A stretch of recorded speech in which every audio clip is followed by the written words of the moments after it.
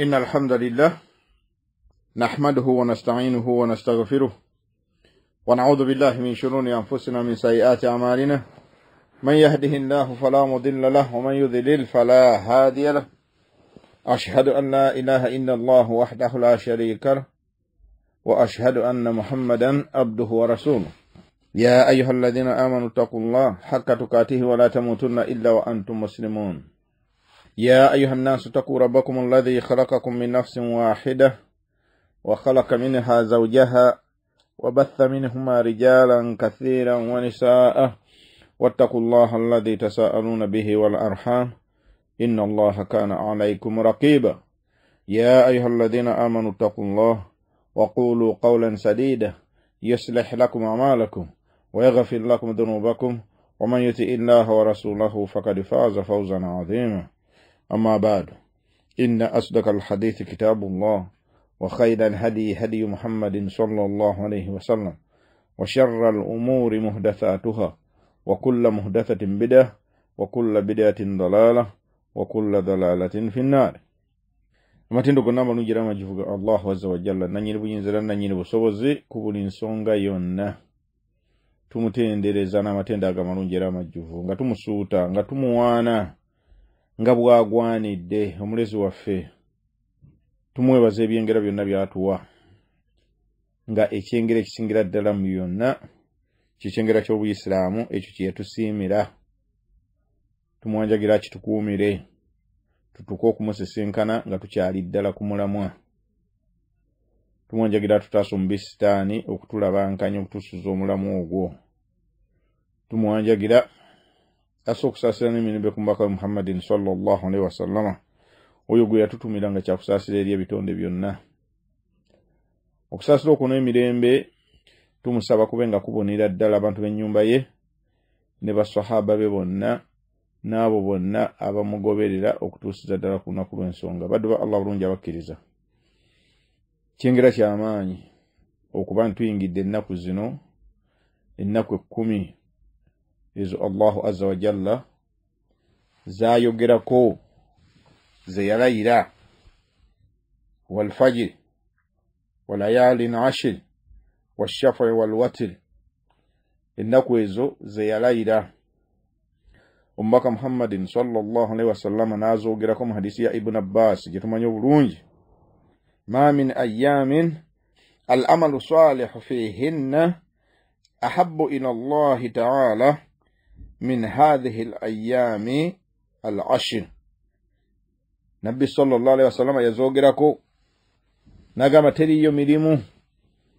gyokola ne jagalibwa mu maaso ga Allah azza wa jalla okwenkana emirimu gyokola mu nnaku zino 10 ze twayingidde olunaku lwajjo tuwanjagira Allahu azza wa jalla akkirize kaweefube waffe emirimu gye tunaaba tukoze mu nnaku zino agitufuulire ennunuzi ku lunaku luli mbakubiriza baddu ba Allah nga nange sejjeemu tuyitirize nnyo okulongoosa mu nnaku zino anti hadisi ogiwulidde ma min ayyamin tewaliwo nnaku mu nnaku zonna ez'omwaka al-amalu salihu fihinna emirimu emirungi egikolerwamu ahabbu ila Allahi min hadhihi al-ayyami al-ashri teriyo mirimu gyogenda kukola mu nnaku zonna ne gyagalibwa kwenkana mirimu gyokola mu nnaku zino n'olwekyo nkuba omulanga nga nange sejjeemu nti tuyitirize okulongoosa baddu ba Allah bulungi abakkiriza tuli ku musomo gwaffe ogw'emirimu emirungi egikolebwa mu nnaku zino 10 tuzze tugitunuulira mu misomo gyaffe egiwerako nsuubira guno omusomo gwa mukaaga mu misomo egikwatagana ku nsonga eno twalaba hijja obukulu bwayo n'obulungi obugirimu akoze hijja n'atagizannyiramu kikyagenda okufuna ne tulaba obulungi bw'okukola tasbihaati mu nnaku zino ne tulaba obulungi bw'okusala ebisolo mu nnaku zino eri oyo yenna abeera alina obusobozi ne tulaba okusiiba n'obulungi obukulimu nga okusiiba gwe gumu ku mirimu emirungi Allahu azza wa jalla jasinga okwagala. Okusiiba okwo yali akwogerako mu hadisi al-Qudus yagamba nti emirimu gy'omuddu gyonna gyakola gijje illa sawm, okujjako okusiiba. Fa innahu li wa ana ajizi bihi, okuko kwange era nze nkusasula. Olaba bwakunokoddemu okusiiba kuno mu mirimu gyonna omuddu gyakola, akunokoddemu n'agamba okukukwe era yakusasula. Abaffe gino emirimu emirala ani agisasula? Si ye. Ekyokuddamu nti yes, ye yagisasula. Kitegeeza bw'aba guno agunokoddemu n'agamba ye yagusasula, kitegeeza mulimu gwa njawulo, gulina empeera ez'enjawulo.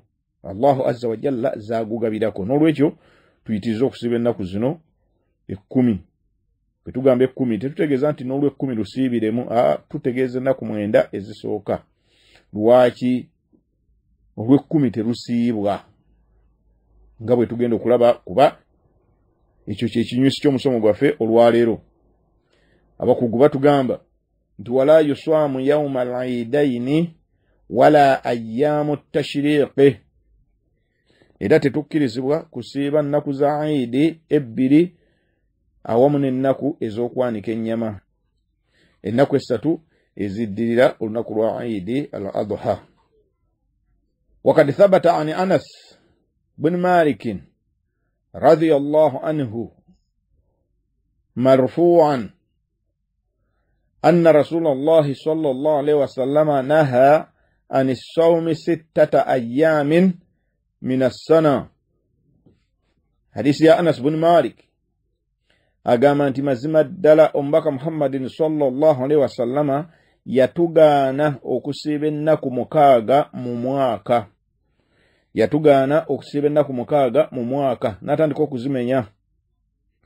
3 ayyaami tashriqi, ennaku 3 ez'okwanika ennyama, 11, 12 ne 13 omwezi gwa Dhulhijja. Wa yawmil fitri, n'olunaku olusooka mu mwezi gwa Shawwali, lunaku lwa Eid al-Fitri, nga tumaliriza okusiiba omwezi gwa Ramadhan. Wa yawmil adha, n'olunaku olw'okusala ebisolo, lunaku olw'10 mu mwezi gwa Dhulhijja, lunaku olwa Eid al-Adha.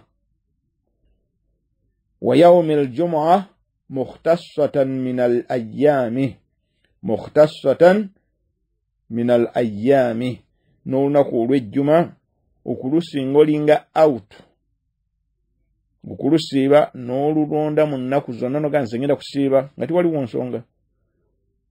Nabbi sallallahu alaihi wasallama yagaana. Kati Anas ibn Malik mu hadisi eyo eri mu kitabo kya Tayarisi atulaga ennaku 6, Nabbi sallallahu alaihi wasallama ze yagaana okusiiba nga mwe muli ennaku 3 ez'okwanika ennyama. Nga mwe muli ennaku 3 ez'okwanika ennyama, nga mwe muli n'ennaku 2 eza Eid, nga olunaku olumu ku ezo lwe lunaku olw'10 lwe tulindiridde okutuukako mu mwezi guno gwe twayingidde, omwezi gwa Dhulhijja. Abu Ubaida Mawla ibn Azhala atunyumiza n'agamba nti shahidtu al-Eid ma'a Umar ibn al-Khattab radiyallahu anhu, naliwo nasala Eid ne mukama waffe Umar ibn al-Khattab. Fajaa faswalla, yajja n'atusaaza. Thumma nsarafa, bwe yamala okutusaaza, fakhataba an-naasa, bwe yamala okutusaaza n'ayimirira n'atandika okubuulirira, okwogera eri abantu. Faqaala, n'agamba, inna haadhaini yawmaini naha rasulullahi sallallahu alaihi wasallama an siyamihima, ennaku zino bbiri, mazima ddala ennaku zino bbiri, naha rasulullahi sallallahu alaihi wasallama an siyamihima, omubaka Muhammadin sallallahu alaihi wasallama yazigaana okubeera nga zisiibwa. Yawmu fitrikum min siyamikum, olunaku lwe musiibulukuka okuva mu kusiiba okw'omwezi gwa Ramadhaani, والآخر يوم تأكلون فيه من نسككم olunaku olulala yatugaana okusiiba lwe lunaku lwe mulya ku bisolo byammwe ebyo bye muba musaze amakulu olunaku olw'ekkumi mu mwezi gwa Dhulhijja. Hadisi eri muttafaqun alayhi, Bukhari 1909 ne Muslimu 1137. Ezo zonna hadisi zitulaga tetukkirizibwa kusiiba nnaku zaidi n'ennaku ez'okwanika ennyama. Al-Hafidh Ibn Hajar rahimahullah bwe yayogera ku nsonga eyo yagamba wa fil hadith tahrimu sawmu yawmayil eid sawa'un an-nadhru wal kaffaratu wa tatawwu'u wal qada'u wa huwa bil ijma'i. Agamba nti mu hadisi eyo mulimu obwa haramu bw'okusiiba ennaku za Eid. Hadisi eyo etulaga obwa haramu bw'okusiiba ennaku za Eid.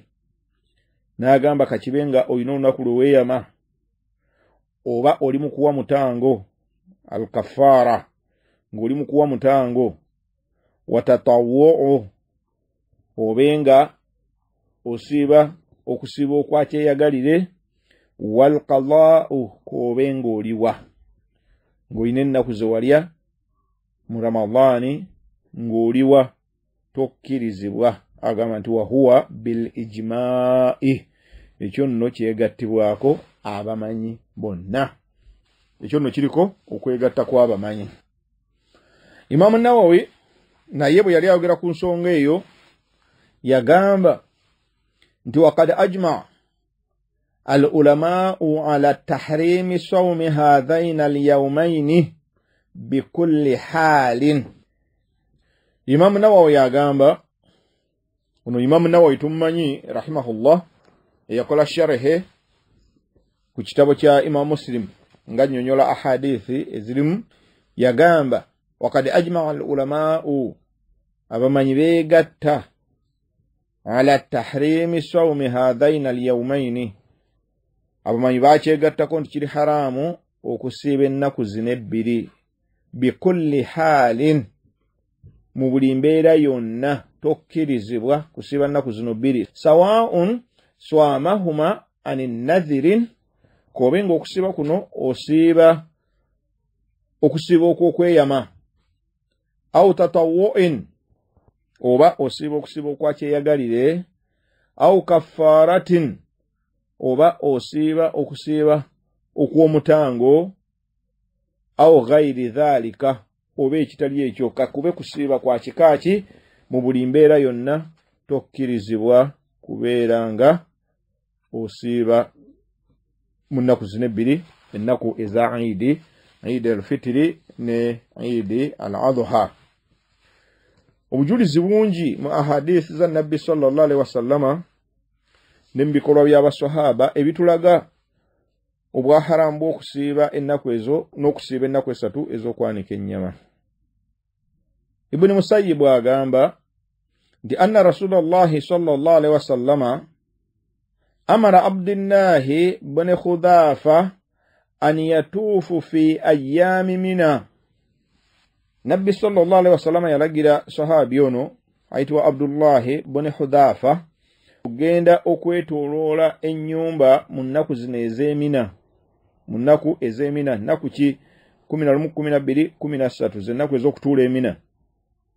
N'amugamba nti ala la tasuumu hadhihi al-ayyaama, weetegereze bino, togezaako n'osiiba ennaku zino, nnaku ki? Nnaku ezo ez'Emina, nnaku ezo ez'okutuula Emina.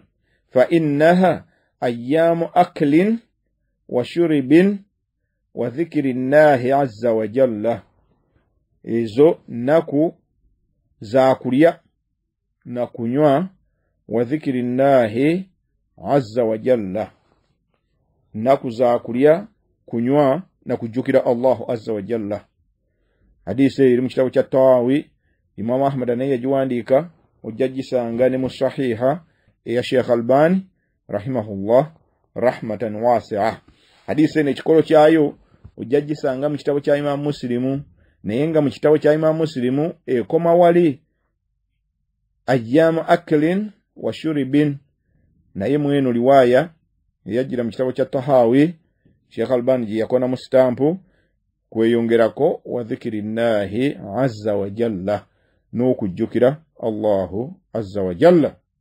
N'olwekyo bannange badduwa Allah bulungi abakkiriza obwonna bujulizo obutulaga obwa haramu obuli mu kusiiba ennaku ezo, ennaku 5 zetwogerako, ennaku eza Eid n'ennaku 3 ez'okwanika ennyama.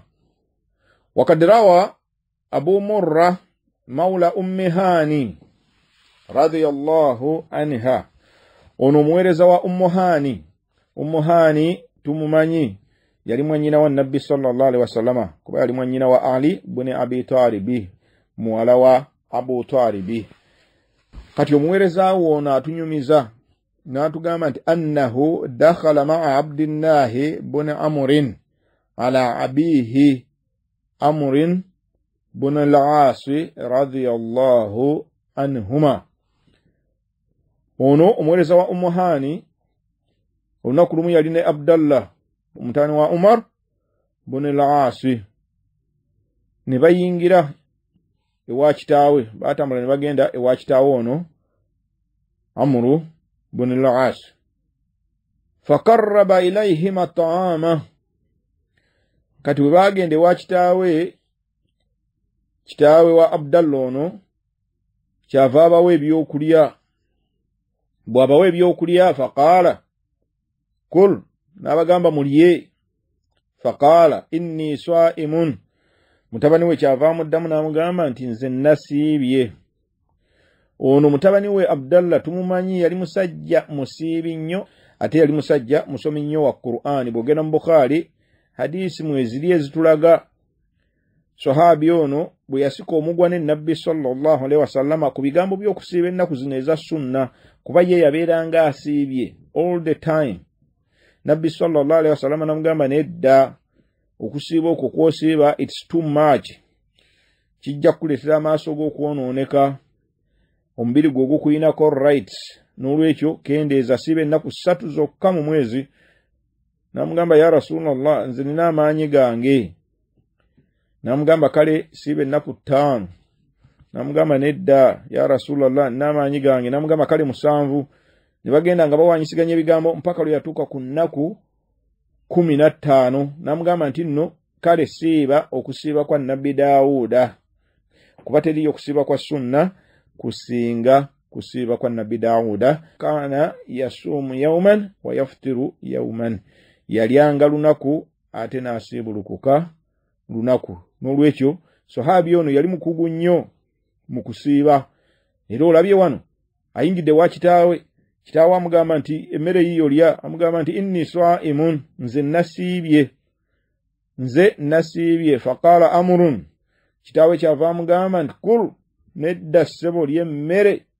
Fahadhihi al-ayyamu allati kana Rasulullahi sallallahu alaihi wasallama ya'muru biiftariha, sebo nno ojja kulya emmere kuba zino ennaku zeezo zennyini Nabbi sallallahu alaihi wasallama ze yatulagiranga okusiibulukuka. Wayanha an siyamiha, n'abanga atugaana okubeera nga tuzisiiba. Zino zennaku Nabbi sallallahu alaihi wasallama ze yatugaana okubeera nga tusiiba. Tulina kubeera nga tusiibulukuse. Lwaki?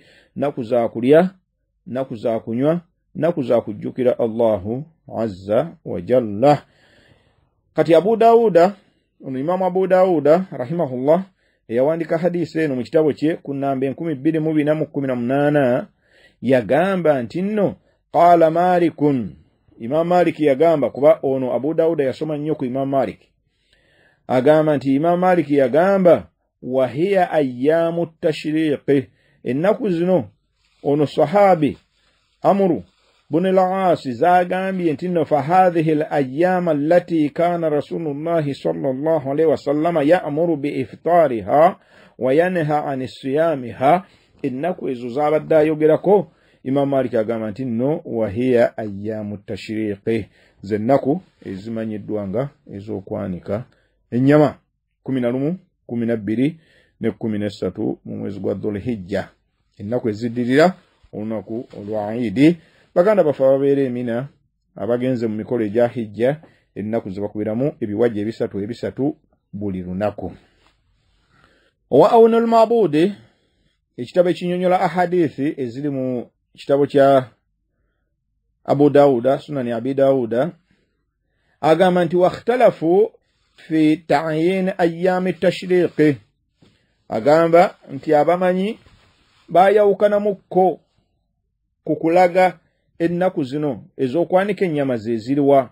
Agamba nti wal asahhu anna ayyam at-tashriq 3 ba'da yawm an-nahri, 3 ba'da yawm an-nahri.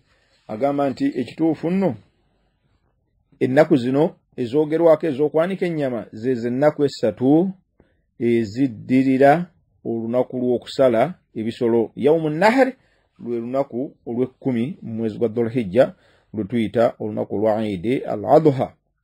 Agamba nti nno summiyat bidhalika litashriqi an-nasu luhumil adahi, summiyat bidhalika zatuumibwa ayyamu tashriqi lwa nsonga nti litashriqi an-nasu luhumil adahi fima wa huwa taqdidahuma wa nashraha fi shamsi. Zatuumibwa nno nti nnaku za kwanika nnyama. Lwaki? Lwakubanga ku mulembe ogwo vakati ku mulembe kati gwe tuwangalirako ensolo bazisala ennyama ne bagiteeka mu firiza, ekivaamu bagiweereza mu mawanga ag'abanaku kuba ennyama ebeera nnyingi.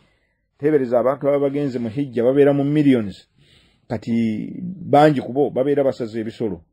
Kati government ya Saudi yateekawo slaughterhouse we basalira ensolo ezo ne baziteekateeka bulungi, ennyama eno ne bagirongoosa ne bagiteeka mu freezer, then bagiweereza mu mawanga ag'abanaku okugirya, endala bagisala ne bagiteeka mu mikebe era ne babeera nga bagigabira abantu abanaku.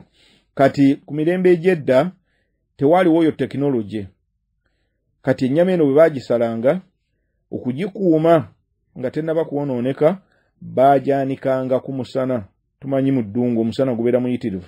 Kati bajaanikanga ennaku ezo bazimalanga nga bali mu kwanika nnyama eyo ereme kwonooneka, then bwe bamalanga emikolo gyabwe ne bakwata safari ne bagenda n'ennyama yaabwe nga teyonoonese. Lwaki? Bagikaliridde ku musana ne kibanga oyo yali tekinologiya w'omulembe ogwo ow'okukuuma ennyama eno nga teyonoonese. N'olwekyo kyebaava bazituuma ennaku zino ayyamu tashriq, ennaku ez'okwanika ennyama. Imam Shafi'i rahimahullah yagamba nti yajuzu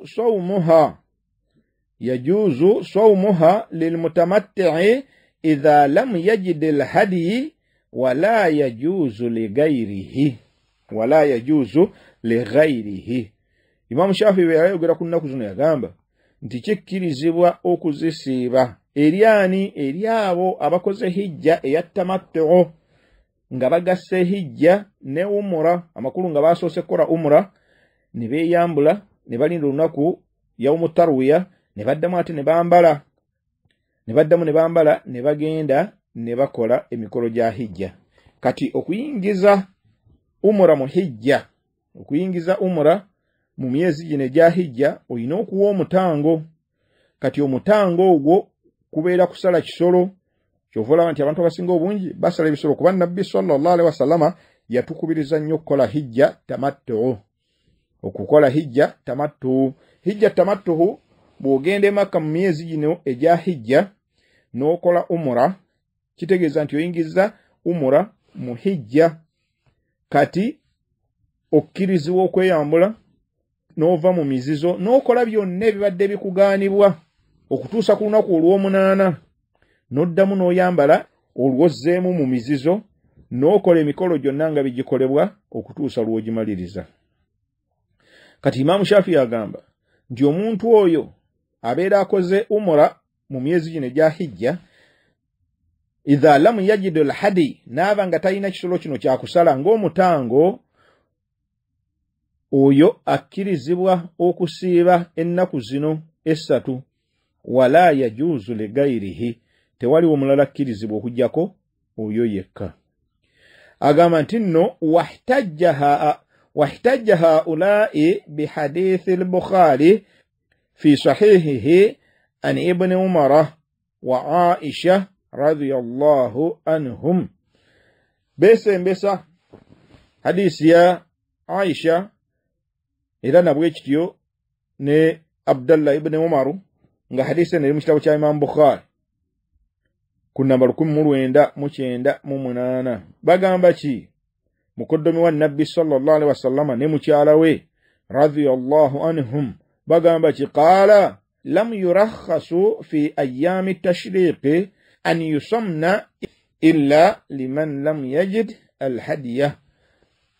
Teriyo n'omwakkirizibwa kusiiba nnaku zino ayyami tashriqi teriyo akkirizibwa kuzisiiba okujjako illa liman lam yajid alhadiya okujjako oyo yekka ataasobodde kufuna kisolo kyakusala olw'okuba akoze hijja tamattuhu.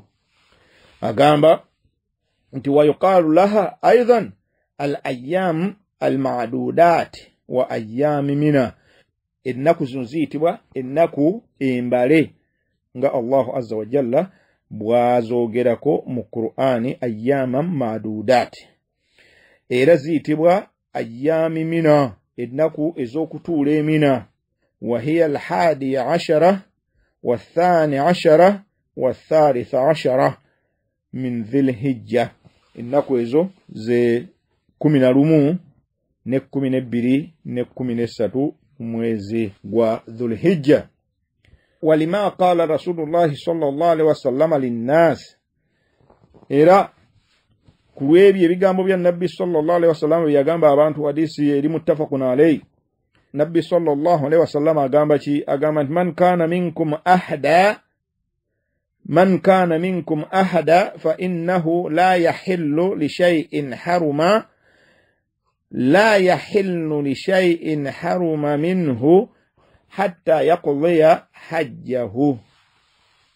نبي صلى الله عليه وسلم أقام من كان منكم أحدا فإنه لا يحل لشيء حرم منه حتى يقضي حجه. نبي صلى الله عليه وسلم باتو كم مكة حديث مفهوم حديث المتفق عليه بخاري ومسلم. Bukhari 1691 Muslimu 1227. Kali batuuka Makka Nabbi sallallahu alaihi wasallam n'alangira n'abagamba oyo yenna azze n'ekisolo wano fa innahu la yahillu li shay'in haruma minhu hatta yaqdiya hajjahu. Takkirizibwa amakulu agenda kusigala nga ali mu mizizo okutuusa lwana amaliriza emikolo gya hijja okuva ku lunaku olwayingidde mu Makka kuba jjukira nti bayingira mu Makka nga bambadde ihrami bali mu mizizo n'abagamba oyo yenna azze n'ekisolo takkirizibwa kuva mu mizizo gino okutuusa nga amaliriza emikolo gyonna egya hijja. waman lam yakun minkum ahada falyatuf bilbayti wa bissafa walmarwa walyuqassiru walyahlil. Agamba nti ate oyo yenna atazze na kisolo wano kale agende maaso yeetoloola ennyumba amakulu akole tawaf wa bissafa walmarwa then agende akole sa'i safa ne marwa walyuqassiru then akendeeze enviiri ze walyahlil then yeyambule ave mu ngoye ez'emizizo amakulu yeekolere byonna byayagala. Thumma liyuhilla bilhajji then oluvannyuma ku lunaku olw'omunaana addemu ayambale engoye ze addeyo mu mizizo faman lam yajidu hadiyan falyasum 3 ayyami fil hajji. Nabbi sallallahu alaihi wasallam okugamba bw'atyo oyo yenna atazze na kisolo yamukkiriza akole umura bwagimaliriza ave mu mizizo then addemu ayambale buto addemu mizizo akole mikolo gya hijja naye oluvannyuma lw'ekyo alina okuwa mutango ki ogw'okusala ekisolo faman lam yajid hadiyan falyasum 3 ayami fil hajji oyo yenna atasobola kutanga mutango guno amakulu nga tasobola kufuna kisolo kino kya kusala kala asibe ennaku 3 fil hajji asibe ennaku 3 ng'akyali mu hijja zennaku ez'essatu ez'okutuula emina azisiibe wadde nga yatugambye nti nnaku za kulya za kunywa za kujjukira Allahu azza wa jalla naye olw'okuba omuntu ono tasobodde kutanga mutango guno olw'okukola umura mu nnaku za hijja kati nabbi sallallahu alaihi wasallam amugambye nti asiibe ennaku 3 mu biseera bino ebya hijja wa 7 idha raja'a ila ahlihi ate ajja kusiiba ennaku endala 7 ngazzeeyo mu bantu be ajja kusiiba ennaku endala 7 ngazzeeyo mu bantu be hadisi eri mu kitabo kya Bukhari nga bwe nagambye 1691 ne Muslimu 1227 kati nabbi sallallahu alaihi wasallam hadisi eyo gye yayogera ebigambo ebyo bikwataganira ddala bulungi nnyo ne aya ya Allahu azza wa jalla ebigambo Allahu azza wa jalla biyateeka mu surati al-Baqara aya 19 yagamba atya Allahu azza wa jalla agamba nti fa idha amintum aya mpanvu naye twagalako ekitundu ekikwatagana ku nsonga yaffe fa idha amintum faman tamatta'a bil umra ila al hajji famastaysara min al hadi kale bwe mubanga muli mirembe mumaliriza emikolo gino egya umra muyingiza umra mu hijja faman tamatta'a oyo yenna ayingiza bil umra ila al hajji najiyingiza mu hijja famastaysara min al hadi nabanga tasobola kutanga mutango guno gwayina okutanga faman lam yajid fasiyamu 3 ayami fil hajji wa 7 idha raja'tum kale oyo yenna tasobodde kutanga mutango guno kala asibe ennaku 3 faman lam yajid fasiyamu 3 ayamin fil hajji atasobodde kutanga asibe ennaku 3 ng'ali mu hijja wa 7 idha raja'tum kala asibe ennaku 3 ng'ali mu hijja ayongere bw'anaaba zeeye waabwe asibe ennaku endala 7 tilka asharatun kamira ezo nno zennaku 10 ezijjudde 3 ng'asibidde mu hijja